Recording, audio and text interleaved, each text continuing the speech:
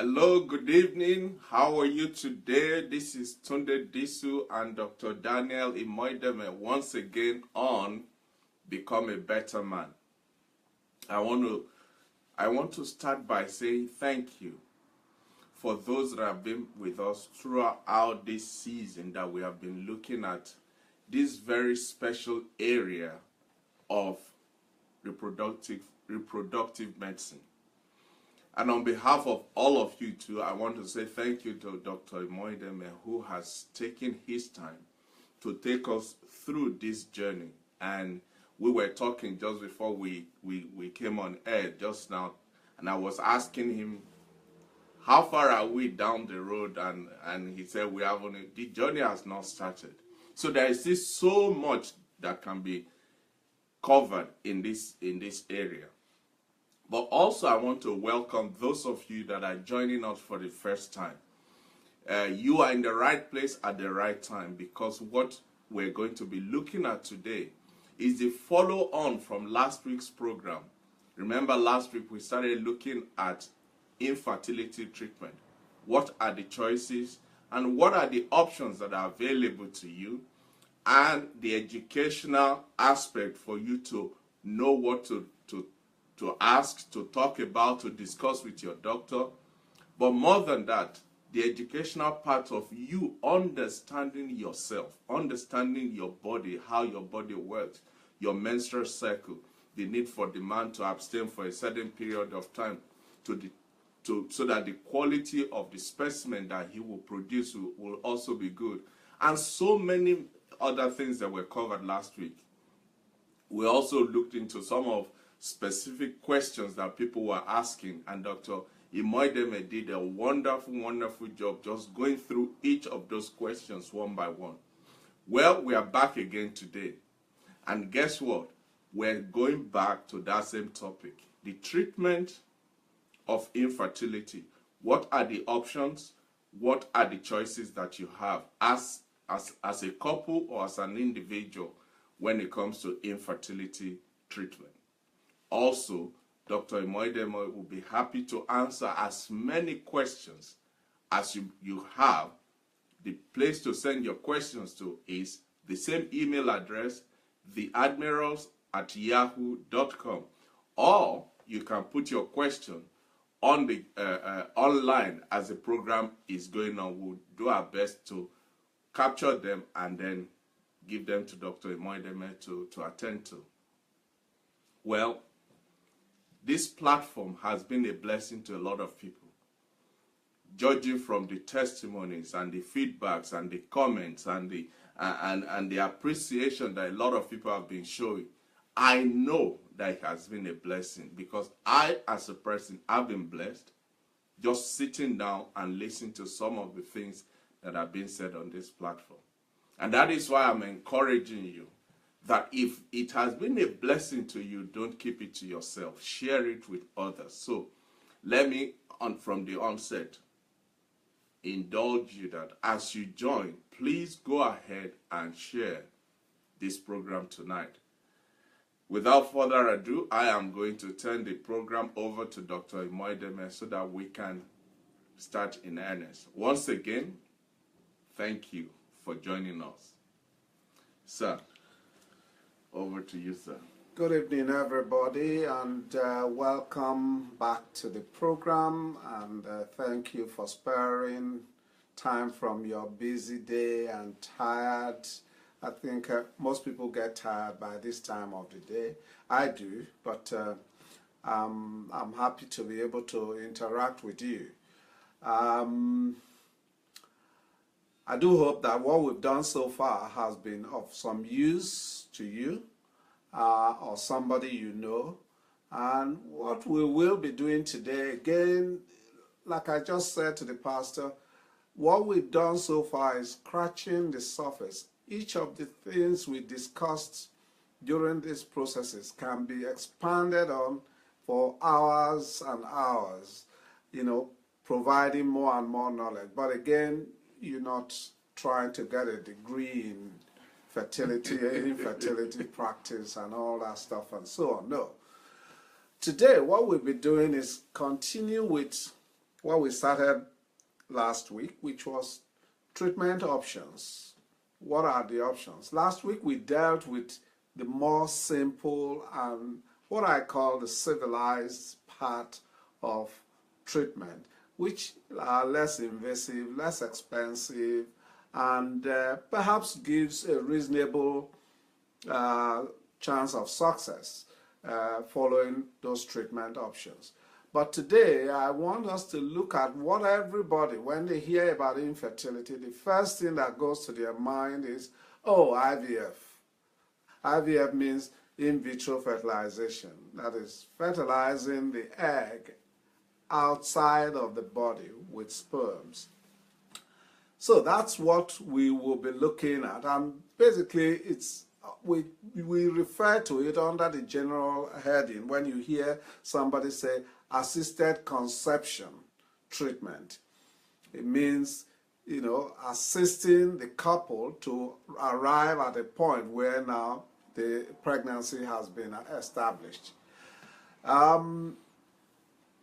would say the way I like to start initially is how do you decide that now it's time for us to do in vitro fertilization or fertilizing the egg outside of the body and putting the embryo back in the womb?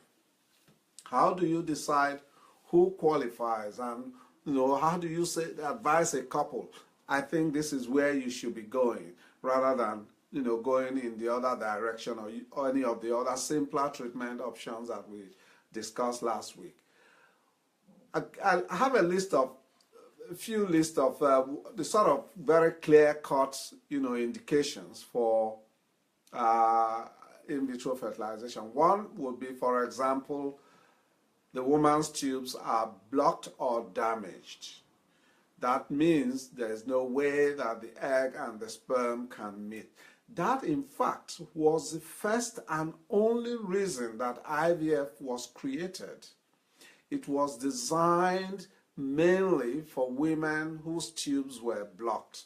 Edward and Steptoe, when they thought about it, in Bonn, in the small town of Bonn, where they never really thought about, male fertility or any other form of infertility. These women have ovaries that are functioning, they are menstruating regularly, they are ovulating regularly, but because the tubes are damaged for one reason or the other, they are unable to get pregnant. In practice, you would have said that they were actually sterile, whereas sterility is actually when you no longer produce eggs or sperms at all. But in the case of the women who had tubal blockage, say, let's look at the 1950s, that was the end of the road for them. Even if they were 25 or, 18 years old, that was the end of, reproduction for them. There was no way that they were going to get pregnant. So that was the first and only reason that it was created.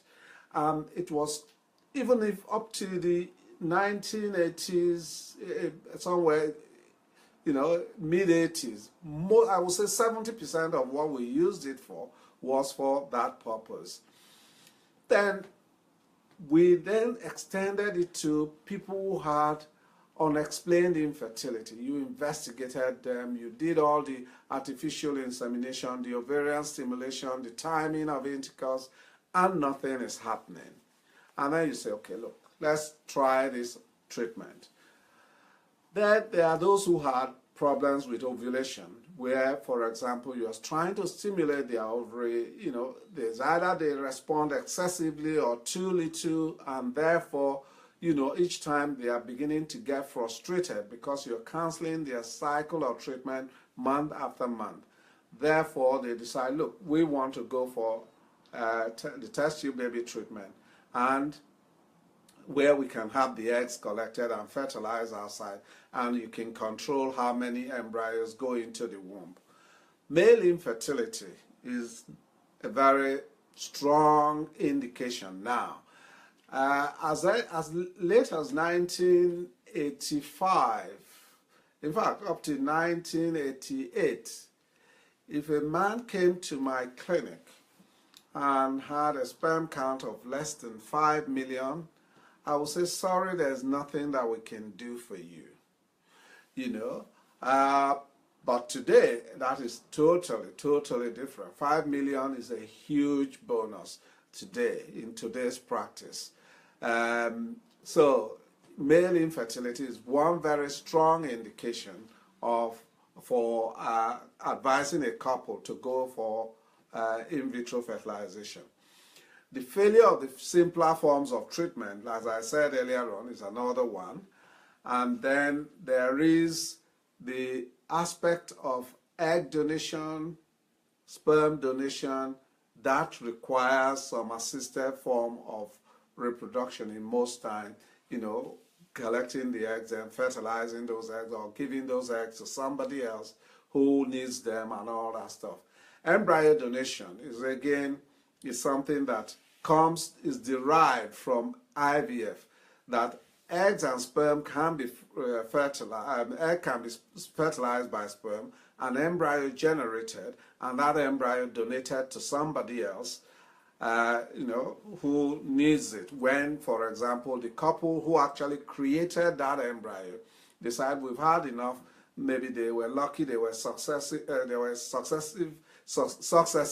the IVF treatment, they have enough children, as much as they want now, and they say, look, we don't need those embryos, give them to somebody who will need them, rather than destroy them. You know, so that's one way that, you know, IVF becomes an important role player. Other forms of treatment, surrogacy, for example, is another one. You know, where, you know, a lady either has eggs but has no womb, or the womb is not suitable to carry a pregnancy, and somebody else has to carry that pregnancy for her.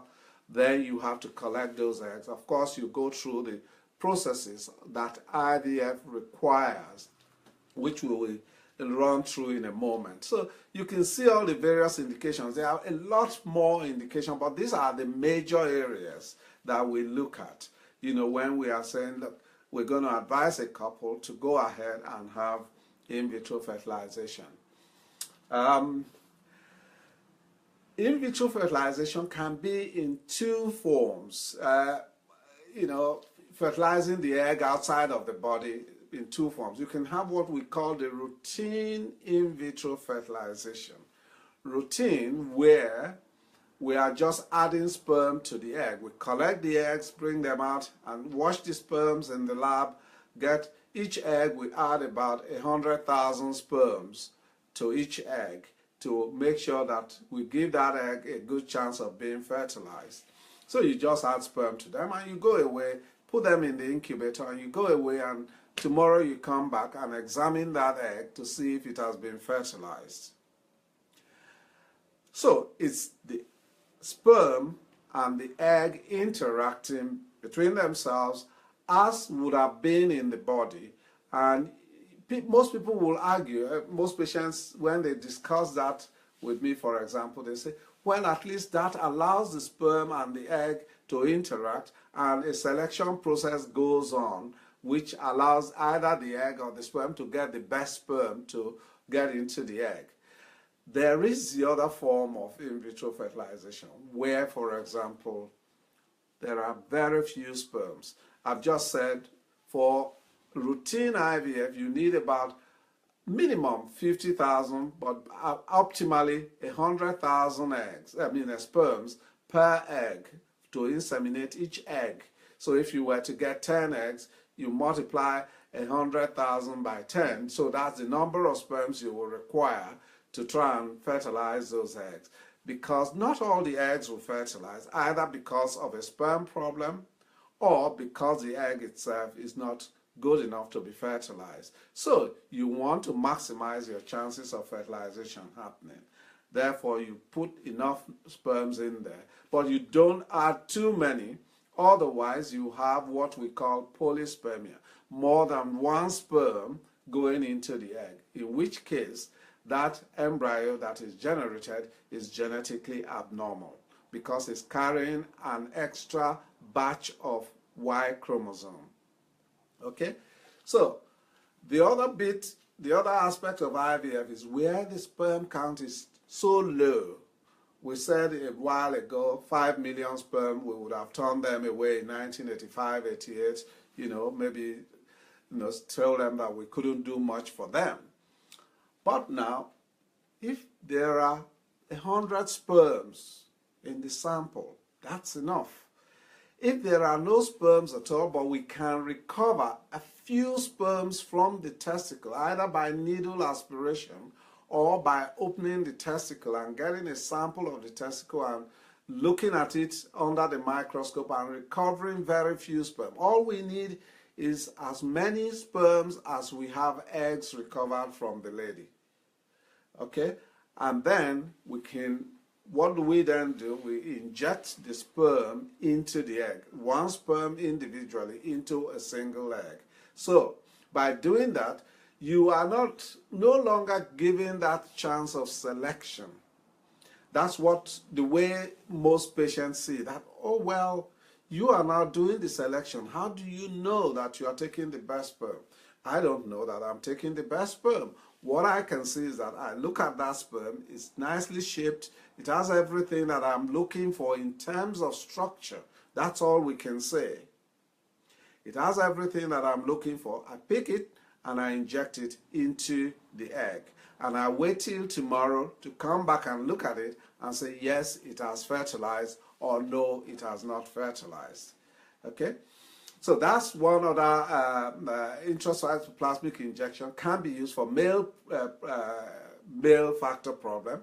It can be also used for a situation where a couple have had 1, 2, or 3 cycles of IVF and fertilization has failed, and that does happen. Sperms look all right, eggs look okay, but repeatedly, one cycle after the other, very poor fertilization or no fertilization at all. Then you can then say, look, we will have to move into intracytoplasmic injection, sperm injection, which is what you will hear from your doctor. Say, if you ever walk into an IVF clinic, you will hear that, it's very common, you hear ICSI, I-C-X-S-I, ICSI. You wonder, what are they talking about, ICSI? What is that? But it is the injection of a single sperm into an egg by the embryologist in the lab.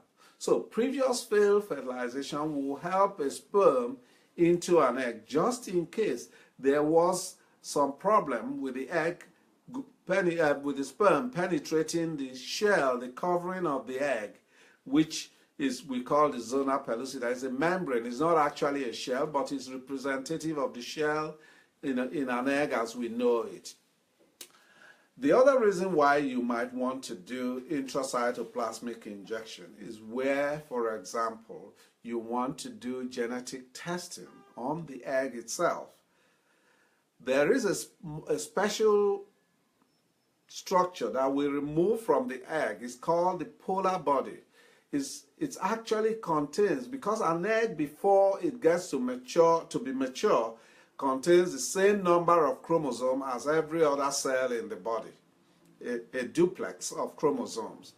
But by the time it's maturing, it's preparing for the sperm to bring 1/2 of a set of chromosomes, and so it must shed 1/2 of its own set of chromosomes. That little bundle of chromosome that is thrown out lies under the membrane that covers the egg and is called the polar body. If we were going to do a polar body biopsy, which means we're going to take out that polar body and examine it, because it then gives us a reflection of what is going on. Is this egg abnormal? If you found that the chromosome number in the polar body are fewer than you expect, you know the egg has retained some chromosomes. Okay? And that egg is no good. If you find the number of chromosomes in the polar body too many, then the egg has lost too many chromosomes, and therefore 2 is not good. So you can find out that when you do that, you have breached the covering of the egg. So the only way that you can now control the number of sperm adequately is by taking a single sperm and injecting it into that egg. Now, when you do the biopsy that I've just talked about, you don't get the result the same day. You get it either the next day at the very earliest or 48 hours later, by which time you have already injected the sperm and the fertilization may have occurred, but you can then look at the results and say egg A was fine, had the polar body had the same required number of chromosomes, therefore it is normal. Or egg B did not, and therefore, even though it fertilized and the embryo that it created is looking very beautiful and in fact is the best of the lot, you know that that embryo actually is not good. It's carrying a wrong set of chromosomes. Okay? Now also, ICSI is something that is being adopted much more commonly now than in the past. ICSI was something we started in 1991. That was when the first baby was born by ICSI. At that time, people worried. In fact, perhaps I would have been involved in the birth of the very first baby by that technique. Because 2 years earlier, I actually did exactly that procedure, got embryos, but I was worried about it because I felt I had breached the covering of the egg. I may well have created a monster. That's the way I felt because nobody has reported that before. So I did not put that embryo back, although it looked okay. But 2 years later, a Belgium group, were brave enough to do it and had a baby delivered, and subsequently we all got into the act. But people were worried at the time that there will be abnormalities. That there will be abnormalities because you haven't given the egg the chance to select a sperm. You are not even sure you selected the best sperm among the lot that was there. So you may be creating babies that carry genetic problem. The only thing we know up till date is that if the reason for the ICSI was because the father had a problem, a male factor problem, sperm problem, is most likely that male babies, children of that couple may have the same thing. But then who bothers? Because if the father today could have it, in 20 years' time, 30 years' time, the son will have something better. So we don't worry about that. But there was also the worry about, in the Scandinavian countries, they found an excess of extra digits, extra finger among children who were born by ICSI. But when these children were analyzed, it was found that the women, the couples, came from a geographical area of the country where that particular problem is common. Okay. So that allayed the fear of everybody. And ICSI has taken a very good good position in the process of IVF. That now a lot of clinics will say to you, look, we will rather do ICSI and make sure that a sperm got into the egg and we give your eggs the best chance of fertilization. But there are those who say, look, if we have enough eggs, why should we do it? If we don't have a reason to do it, why should we actually breach what nature normally does? So again, it's a matter for you to discuss with your doctor, as to whether you want routine IVF. But if you've had a failed attempt, a failed fertilization previously, I will say just go straight on to ICSI. It doesn't do any damage to the embryo in any way, and it doesn't do harm to the egg, and normal babies are born. I think the oldest baby, from what I did, it's about 1992. April 92 was when my first ICSI baby was born. So that's about 25 years now. 25 years old, probably married or whatever. So anyway, so ICSI is one other option. So routine IVF or ICSI. Those are the two major things you will hear about in terms of treating fertility.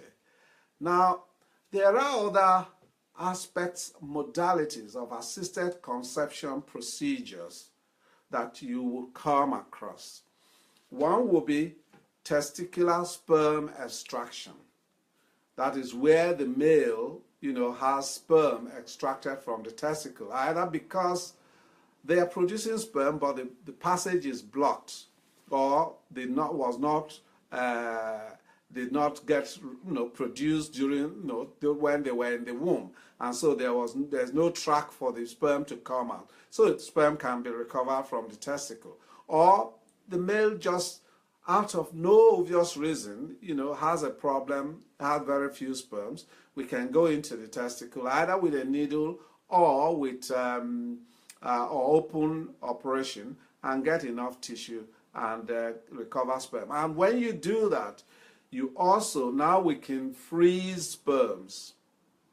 We can freeze those tissue that we get, recover enough sperm as you need for the eggs that you recovered, and then freeze the rest of the tissue. So you can have a repeated kind of, from the same sample, you can have treatment in the future. If they got pregnant now, 3 years time, they come back, the sample is frozen, you recover sperms from there when you thaw it, and you can go ahead and do another treatment. Embryo testing is something that is again one of the I would say fallout from IVF and all that stuff. Embryo testing, you can actually remove a cell from an embryo of 4 cells, and test one of them, because at that stage, even if it's 4 cells, at that stage, even a single cell can create a whole embryo if you gave it a chance to do that at that stage. Test that cell, and then if it's normal, it's most likely that that embryo is normal. Surrogacy, as I said earlier on, is another reason why IVF, is where IVF comes into the picture as well, because eggs have to be removed from one woman, fertilized outside, and put in the womb of somebody else who carries that pregnancy, and then a baby can be had.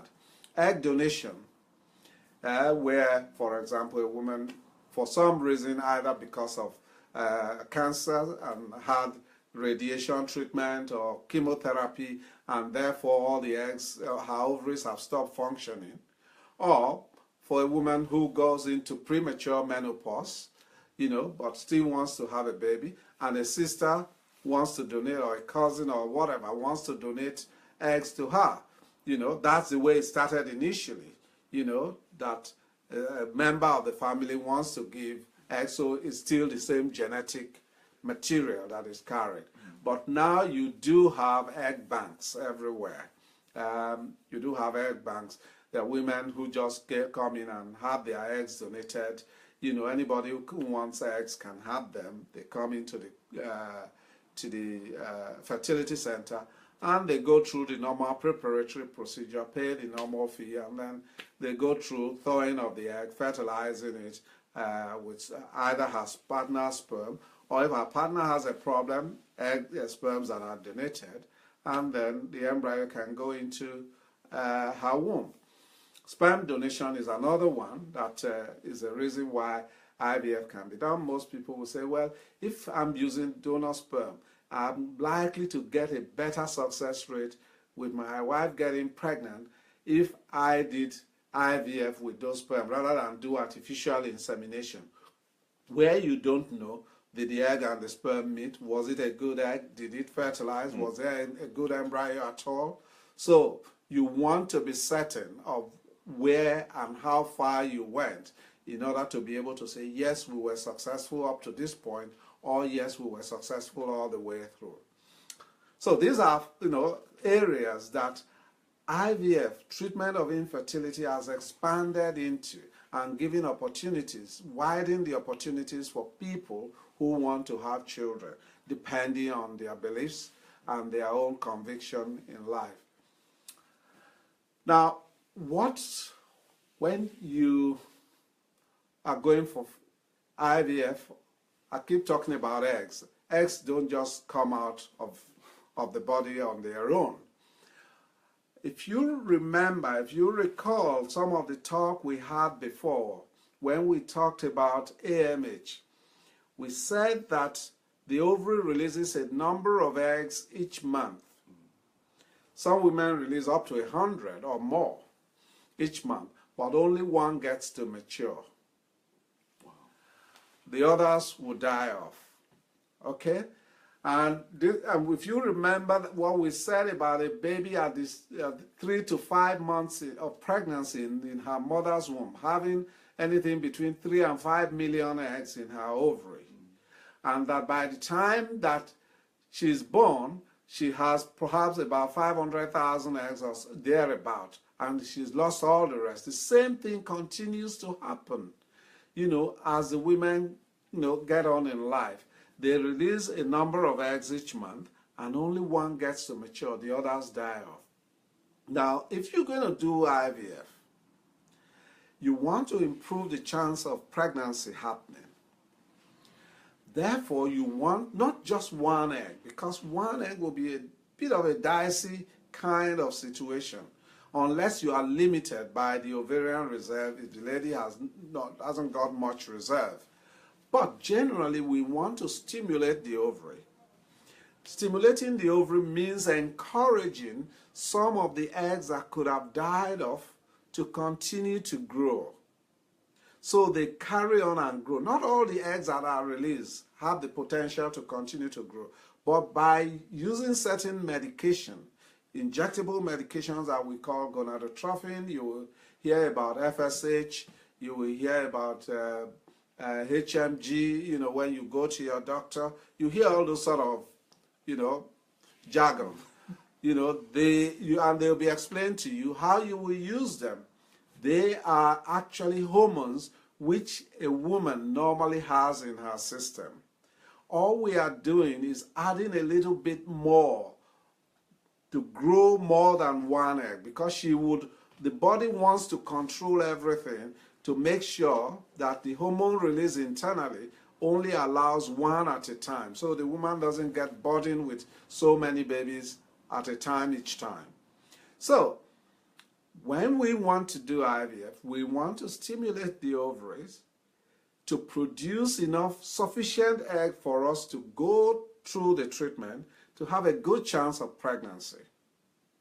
But we don't want all the eggs that have been released, because if you give too much of the medication, you can have up to 100 eggs released. Okay? Now, that is something that we don't want to see, because it can be very dangerous. It will be going into areas which we call ovarian hyperstimulation. But generally, we want anything between 5 and 10, no more than 15 eggs when we are stretching it to the upper limit. Although I have personally recovered 53 eggs from one woman in one sitting. But of course, we did not put embryos back, because if we did and she got pregnant, she would have developed hyperstimulation. We just fertilized the eggs, froze the embryos, and she came back and had 3 babies, one after the other, with those frozen embryos subsequently. So that is an advantage. But we don't deliberately do that. Now, ovarian stimulation is very important in IVF works, excepting in the more elderly women, 45, 44, 46, 47, where most of the time, even when you stimulate them, they produce maybe just 1 or 2, because their ovarian reserve is already low, and the number of eggs they release each month is lower. If you remember my analogy of the bank manager, the person who saved money in the bank and kept going back to take some, and then suddenly the bank manager says, look, you don't have enough now, you got to reduce the number. It's exactly the same thing. So when the eggs are getting fewer and fewer, the body now restricts how many comes out. And because of that, because we also know that the quality of the eggs are not as good as in the early years, we do find that they tend to produce 1 or 2 eggs. In that sort of situation, we can actually go into treatment with 1 egg after detailed discussion with the couple, giving them, look, we've had this 1, 2, or 3 cycles. That's all we are able to get. We don't know we'll ever get anything better. If you want to go ahead, we will take a chance. And we will go ahead and do it with that 1 egg. But otherwise, you want somewhere between 5, 10, no more than 15 eggs. Because you know that not all the eggs will be fertilized, and not all the fertilized eggs will develop into good embryos, and not all the embryos you put in the womb would develop and implant into becoming pregnancy. So you want a decent chance for the couple. So you need to stimulate the ovaries. But in stimulating the ovaries, as I said, you don't want too much of a good thing. We do what we call monitoring of the ovaries. And that is done both by ultrasound scan and by blood tests that tell us what is happening in terms of how much hormones those eggs are putting out. So by doing ultrasound scans serially, we can monitor. In the early phases, we can actually decrease the amount of medication, or if we think the stimulation is not adequate, we can increase the amount of medication slightly, so as to try and tweak things into a situation where we get the sort of numbers that we are looking for. There's no magic to it.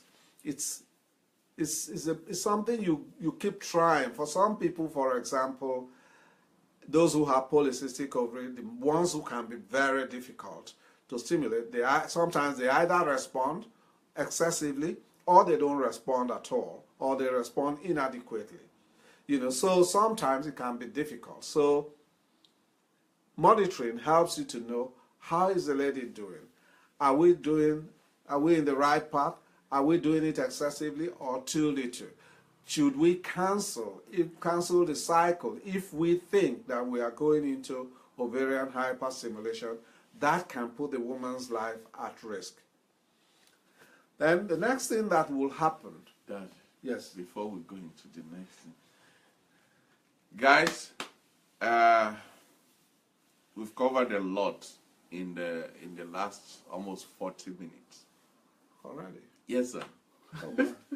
Into 40 minutes, sir. Please send your questions now. We need those questions. We've covered a lot just today, not to talk of what we've done in the past up to now. So those questions that you're carrying, you want to have an answer to, you wondering, what about this? What if this is, and whatever the question is, please send them out now. The email address is theadmirals@yahoo.com, so that Dr. Emoideme can attend to those questions before we finish the program. And if you have not shared this program on your timeline, let me once again beg you, if I have to beg you, to please go and share it. It might not be useful for you, but think of somebody who will stumble upon it on your timeline. They will thank you for it. So please, if you have not shared this program, let's go ahead and share it. And please send your questions to that email address. I will put the email address on again so that you know where to send them to. Thank you, Dad. Okay, well, I've gone through ovarian stimulation monitoring. The next thing will be that we've got adequate number of follicles or eggs produced. Now we go for egg collection. Egg collection is it's a minor procedure. The lady comes in the morning, fasting from the evening before, and is under mild sedation. The procedure takes something like 20 minutes, 30 minutes at the most, and a bit of a sore lower tummy, and then she can go home after resting for about an hour. And then we begin to look at what happened. The man produces a semen sample on that day. So you can see that the actual procedure is a major burden, a major physical invasion of the female by means of daily injections for ovarian stimulation, then monitoring, which are usually carried out more effectively by transvaginal ultrasound scan, and then followed by egg collection. It's quite tough, and I always say the ladies have to prepare themselves for that toughness, mental toughness, and to be able to go through the procedure, because it's a roller coaster kind of procedure. Then we've got the eggs now, and the man produces the sperm. The sperms are washed. The embryologist comes to tell you about the quality of the eggs before you go home, and that everything is fine, and the quality of the sperm. They inseminate or inject the sperm depending on what the situation is. 24 hours later, they come in and look at the eggs, and they give you a call that so many eggs have fertilized. Generally, the optimum average fertilization rate is usually anything 60 to 70%. So you can see that about 20 to 30% of eggs, 30 to 40% of eggs may not fertilize. But that is usually a good range of fertilization, 60% or more. Sometimes it can be less than that. Again, that gives us an idea what may well be happening. The embryologist will discuss this with you that next day and tell you, okay, we'll keep you posted on what is happening. 48 hours after the egg collection, they will also call you, tell you how far the embryos are going, have they started dividing, what quality they are, and every day you get informed. Embryo transfer can take place at the earliest. In the early days, we used to do them on day 2 days after the egg collection, because we were worried that leaving the embryos outside may damage them. But now we can leave them. We leave them up to 5 days outside, to get to the stage where they normally in the body will be ready to be implanting. Sometimes they're already hatching at that stage when we put them back. So all the embryo needs to do is just start its implantation as soon as it is put back in the womb, if the environment is fine. So either day 2, 3, or 5, you can have transfer. And how you determine that, we may well talk about at some point. So if we just move on a little bit more. Now, what are the advantages of carrying or doing IVF? Yes. There's a question here. It said, can a patient use egg from the bank or sperm from the bank for surrogacy? Yes, it is possible. I mean, it depends on what your medical team have and what they can do. I mean, it's quite possible. There's no reason why not. Usually, if, for example, let's say for a woman who, because of fibroids, has had operation, her womb cannot take a pregnancy, but she wants to have a pregnancy, and for the same reason of the operation, she lost her ovaries, but they want to have a child. They can go to a place and say, look, we want to have a child. The man has sperm. The eggs are there in the bank. Fertilize them. Put them in a surrogate. Usually, most people in the early days, they used to look for sisters, aunties, and all that to help them carry.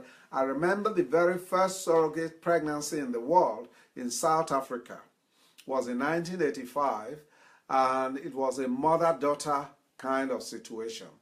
The mother carried her daughter's child for her because the daughter had a hysterectomy and couldn't have but she had eggs. Her ovaries were still there. So she carried her daughter's child for her. So the combinations are there and they can happen. There's no reason why not. Thank you. Then other things that can, as I said, the cost effectiveness of IVF, that it is more cost effective than any of the other treatment we discussed last week. Okay, it can also be diagnostic in the sense that it can tell us a lot more about things like recurrent pregnancy loss.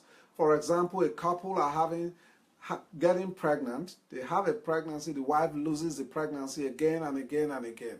By doing IVF and doing fertility, embryo biopsy and genetic testing on the embryo, you can actually select the good embryo and identify those ones that could have led to miscarriages and only put the good ones back and improve their chance of having a pregnancy. Fertility preservation is a very common one now. I mean, because a lot of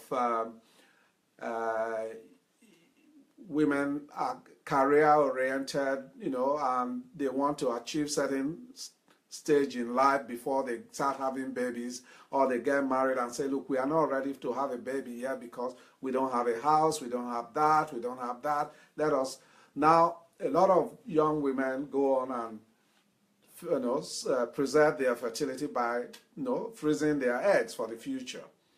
The same thing we see a lot more now, young men coming forward because you never know what happens. They freeze samples of sperm for the future, just in case anything happens when they get married or when they decide that they want children. If anything had happened, then they have something to fall back on. Potential testing, like I say, for genetic testing of eggs and embryo, and also for fertility preservation, egg, sperm, and embryo. These are all advantages of assisted reproduction, the sort of things that it has brought into the sort of opportunities it has given those who want to exploit them. Now, what are the considerations, the sort of downsides, like I call them? Time. You need time. You need to devote time. It's a treatment that requires 101% devotion of your time in terms of appointments for your ultrasound scans, appointment for whatever stage of the treatment you are in. So it can be quite tough if you are a working person and you can't take time off. Cost. All of these procedures that I've talked about cost quite a bit. They cost quite a bit. On average, an IVF treatment cycle in London today will cost you something like about £5,000. An egg freeze procedure will cost you anything, just freezing the eggs will cost you about £3,000 to £4,000, a cycle. If you're doing genetic testing, you can be looking at something going into another 3,000 or more on top of the other one. Okay, so these are some of the things. Cost is a major issue. Invasiveness, I've already talked about that, particularly for the women, excepting when you have to do sperm aspiration from the man. But otherwise, invasiveness, injections, ultrasound scan, egg collection, embryo transfer, these are major invasiveness to the physical invasiveness of the female. Excuse me. I also said you need to be psychologically and mentally strong, because all of this treatment do not guarantee a pregnancy or a baby. And I always say, when you walk into a clinic, you are not looking for eggs. You are not looking for embryos. You are not looking for just a pregnancy that will be miscarried. You are looking for a baby in your hands, and that is the measure of success. It's a long road, and therefore you've got to be mentally tough to be able to say, I will stay with it and carry on to the end, and if I fail, I can have it repeated. The other advantage is that if you have many eggs, you can actually shortcut some of the other procedures out of it. You have many eggs, you've got many embryos, you have some put back, you can freeze the others, and then you can come back, repeatedly and have them used. And like I said, I've had a couple who had 3 babies consecutively from just one cycle. That is possible. Now, the other downside is complications, ovarian stimulation, hyperstimulation, which is one thing that I said earlier on can be life-threatening. Egg collection, bleeding is the most important complication that can happen, and it's not very common. Infection is also another one, but again, they're not very common because you get antibiotics when you have the procedure. Yeah. I have two questions here. The first question is what are the causes of ectopic pregnancy? I did mention that in the last the one before The that. one before, yeah. Yeah. I said ectopic pregnancy. Okay, if you look at the lining of the fallopian tube, which is just about 2.5 inches in length, you know, the embryo takes, embryo takes about 5 days from ovulation to travel that 2.5 inch length to the womb. Okay? And during which time it produces the right sort of environment and nutrients for the various stages of the embryo. Now, if either because of infection or some form of damage or surgery or something, there is a distortion of infection that can even happen after a baby has been delivered, what we call postpartum infection. You know, you may not, the tubes may still be open, but the fine hair-like projections in the lining of the fallopian tube that move that egg towards the womb can be damaged. And that means the motion from moving from the outer end of the ovary to the womb is impaired. You know, so the egg is not moving at the rate that it should. And of course, when it gets to the time for implantation, it's not going to think, oh, well, I haven't got to the womb yet. No, its implantation time is hatched and it starts to attach to wherever it is, and you have an ectopic pregnancy. That's basically what it is. Okay, the second one, what are the causes of autism or Down syndrome in babies?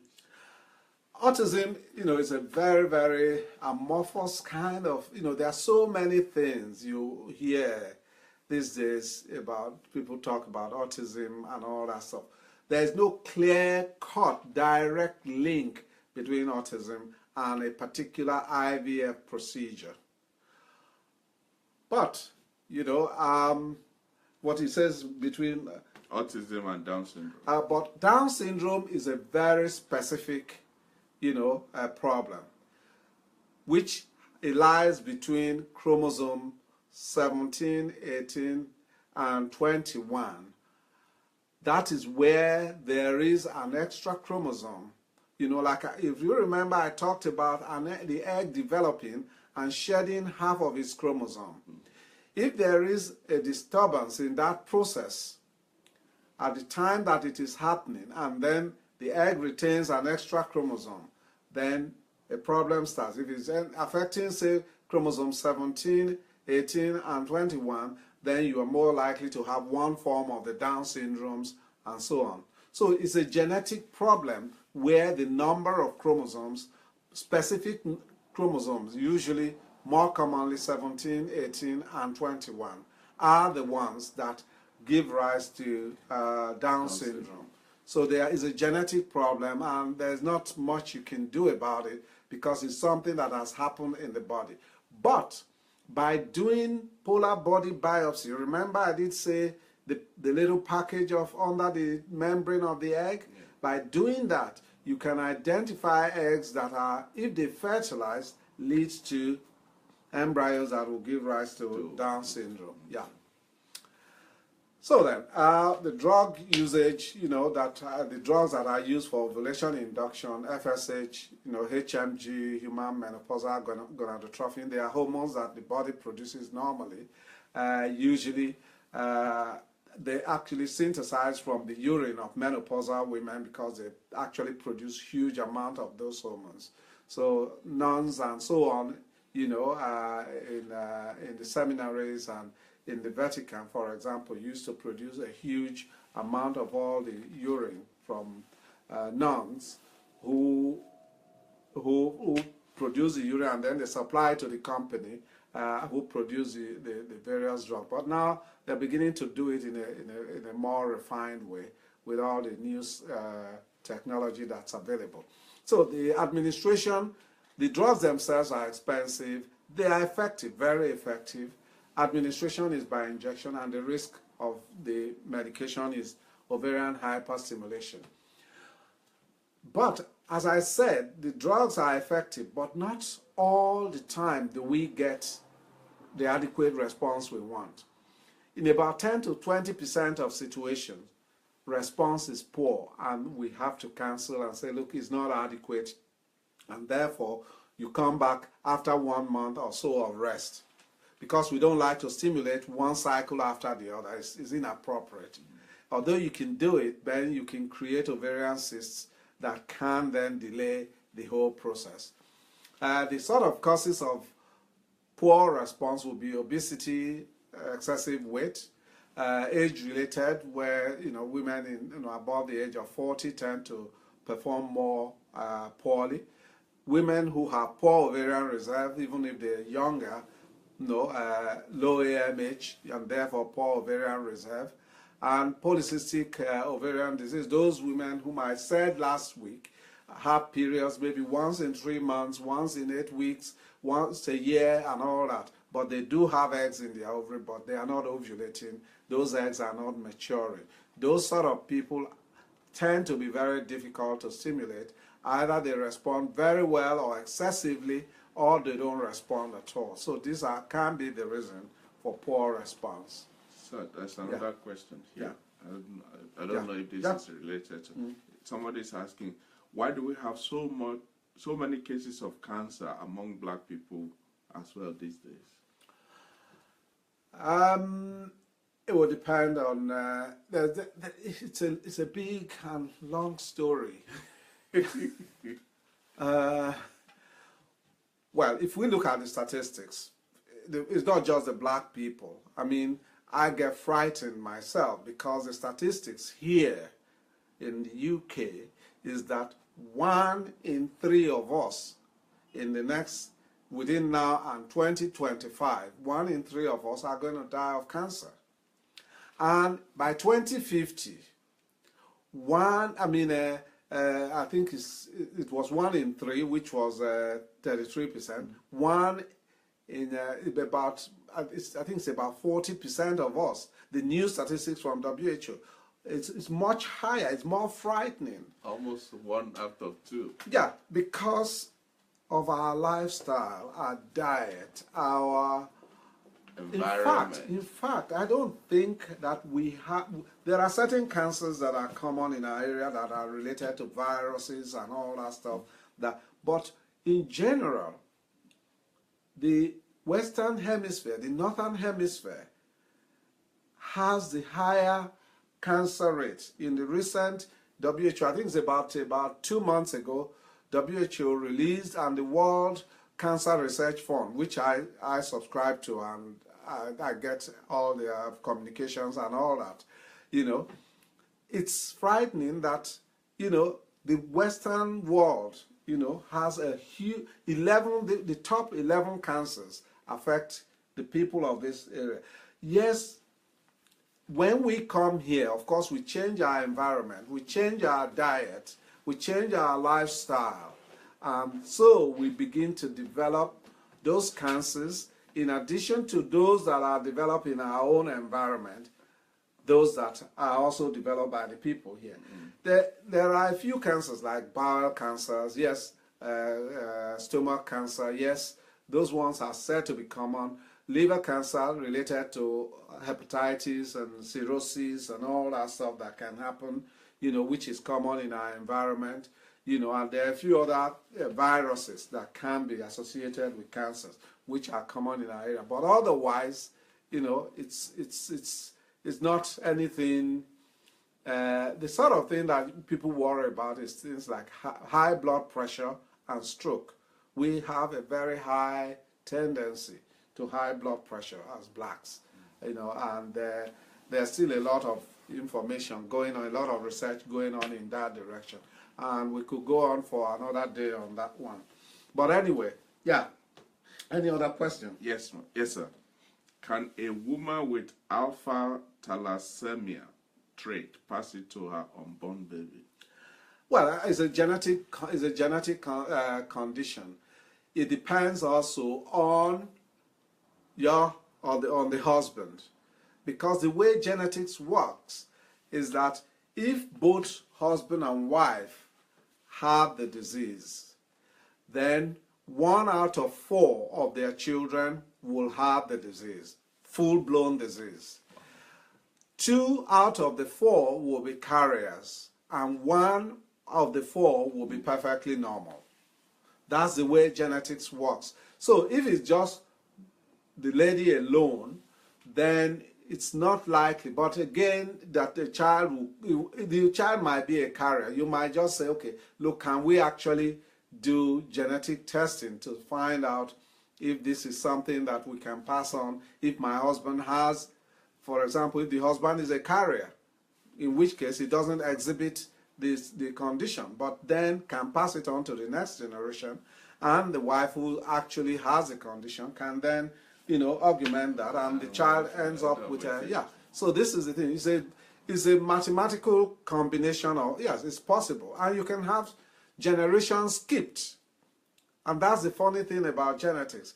There's something that may be going on, and you have a whole generation skipped, and then suddenly it comes out from, in the generation after that, and you begin to wonder, oh, well, we don't have it in the family, but you do. That's the thing. Family. Yeah. So genetics is a bit of a complex one, but if both husband and wife are carriers or are exhibiting the condition, then yes, it's likely that at least 1 in 4 is likely to have it. We say 1 in 4, but that is statistics, because you could have everyone that comes carrying the condition. But statistics says 1 in 4. So it's like sickle cell anemia. We always say both parents are carriers, then 1 in 4 and all that stuff. But they could end up with all their children, having sickle cell anemia. But that is nature, it's selection, which is independent of the individual themselves. Yeah, that's no more question for now. So then, what do you get to do when you are having the treatment? Usually, you get your scans done. Usually, if you are somebody who has poor response, what we usually would do, we do some tests to find out, is this cycle likely to be good enough or not, by doing some blood tests, which is the FSH test. And if it's high and above 10, then we say to you, sorry, it's not likely to be good, and we stop. Scans also, we can do ultrasound scan if you can't do FSH. If you have less than 3 follicles of 10 millimeters in the ovary on day 2 to 3 of the cycle, then we will say it's not likely to be a good cycle, rest this cycle and come back next month. So there are different parameters that your doctors will, but there are things that we understand worldwide, and it's, those are basic things that we do. In terms of obesity causing poor response, we know that an obese person will require twice as much medication as a non-obese person to respond adequately in an equal manner. So, by cutting down on weight, it increases the chance of a good response to treatment. So that is a very important message that, weight, before you go into treatment, weight is very important. Try and deal with it if you can. I know it's a difficult thing to do, but yeah, try and deal with it. Age, we can't do anything about that. We know that, ovarian reserve continues to diminish, but science has improved. If I showed you, I have some statistics here which I look at. These are my own personal data from 1999, looking at over 1,000 pregnancies, and you can see by the age of 45, only about 5.2% of the women were getting pregnant. From the age of 40, you start to have about 14%, and it continues to diminish very rapidly. But science has improved that considerably. That now, if we are able to do genetic screening and screen out the poor eggs, the genetically abnormal eggs, that are the cause of failures, no pregnancy and no baby, we can actually have pregnancy rates that are equal to a woman of 35 years old, in a lady who is 44, about, as long as we can collect eggs from them. So science has improved dramatically, and I think there is a reason to be at least optimistic in that sense. But as I said, it's expensive. So basically, I think this is where I would like us to keep it for today. We've gone on over an hour, isn't it? Yes, we have.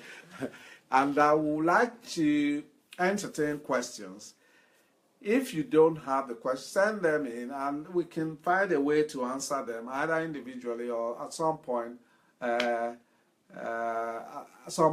in the future. I don't know. So it depends on this young man who's sitting beside me here. Well, I think the last one, I did ask you about this before. Yes, yeah. But because somebody sent it in, it's good to ask it. Is it possible for women above 45 to still get pregnant through IVF? Yes, it is.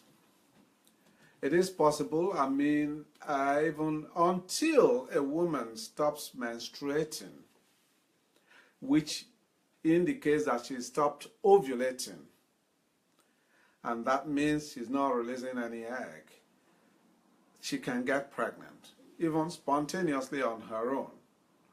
And therefore, IVF it is possible. Like I said earlier on, there are two ways you can look at it. You can say, look, I only produce one egg. I want to use that one egg and try and see what happens. But with one egg, we may not be able to do genetic testing because it's too dicey. What we usually will advise under those conditions is go to 3 or so cycles of stimulation, see if you get enough eggs, at least 3, 4, or 5 eggs. Then we can test them.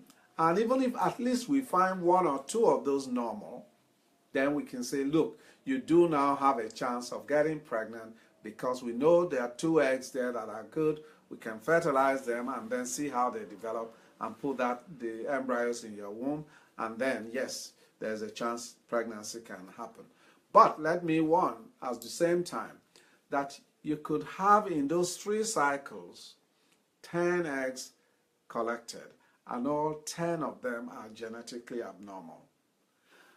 We've seen that. I've seen it, and it can be quite painful because you spend, because you come in this month and you rest for a month or 2, come back again, stimulation. So over 6 months, you've had 3 operations to collect eggs, and you were very hopeful everything was going to be fine, but it didn't turn out that way. That's why I say anybody embarking on this journey is got to be mentally and physically tough enough. You must make up your mind. You are prepared to accept what happens, because while your doctor and your embryologist in the lab would do their utmost best to try and create, because we want results, because results make us happy. When we hear that you've had a baby, it's joy in the unit. Most patients don't realize it, that somebody phones in, hey, they delivered a baby. Everybody in the unit is jubilating for them. Okay? But that is, apart from the money you pay, the joy of seeing you succeed is what the joy of the doctor and the team looking after you. So when you fail, it can be also very traumatic for them. You feel helpless. What else can you do? But again, it's not all in your hands.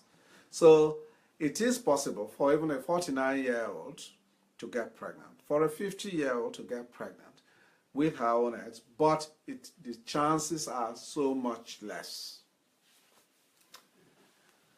Wow. Well, it has been another wonderful, educative, informative day on this platform.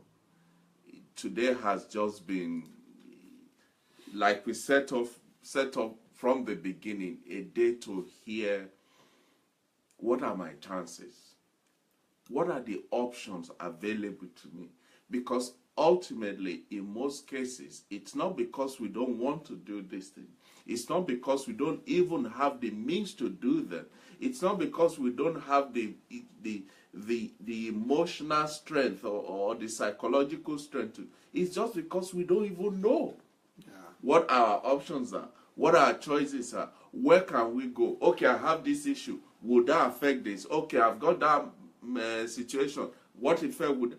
And these programs, they have been able to open our eyes, to give us understanding. The Bible says, in all of your getting, get understanding. And that is what we have been getting on this program. So on behalf of all of us, once again, Dad, I want to say thank you for the time you have set aside to be with us. This is about a month and a half now, that we almost 2 months, because we did one before almost 2 months now we've been on this program, we've been on this topic, we've been dealing with it, we've been going through different aspects of it.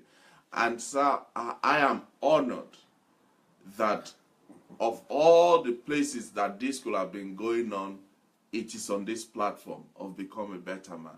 I know a lot of men, I've heard some men saying, well, what's going on? Why we're not talking about men anymore? This is about men. This is about men. This is about family. This is about your children. This is about family. In fact, more important than the individual. Exactly. This is the thing. There are families that are thanking God that they are able to hear what is being shared on this platform. So, Dad, once again, thank you, sir. We honor you. We appreciate you. Thank you. If you still have questions, because I know a lot of people still have questions, even if you are watching this program after maybe weeks and months after it is recorded, still send your questions, because he's my dad. I'm here with him. I can reach him. I can ask him. And we can even come back to do a whole program on questions and answers. So, that's true. Dad, thank you, sir. And to all of you out there, I want to also thank you. It is honorable. It is an honor. It is a privilege. And I feel so blessed that every week you will set aside this time to spend the time with us on this platform. We appreciate you. We honor you. Our prayer is this, that one word that you have heard from this platform will bring change to your situation, will add value to you, will give you the key to the answer that you are looking for, in the name of Jesus. Amen. Thank you, sir. Thank you, man. We appreciate you. Thank you, everybody. Thank you. And God bless you. God bless you all. And like I said, we got something from this. We're not resting. This platform will continue to go stronger, grow bigger. We refuse to pack it in, because there's a purpose why God set this platform on. And that purpose is that we will arrive at a destination. That destination is where we're called better man and better woman. And we're not stopping. God bless you. See you next week. Thank you. Bye-bye.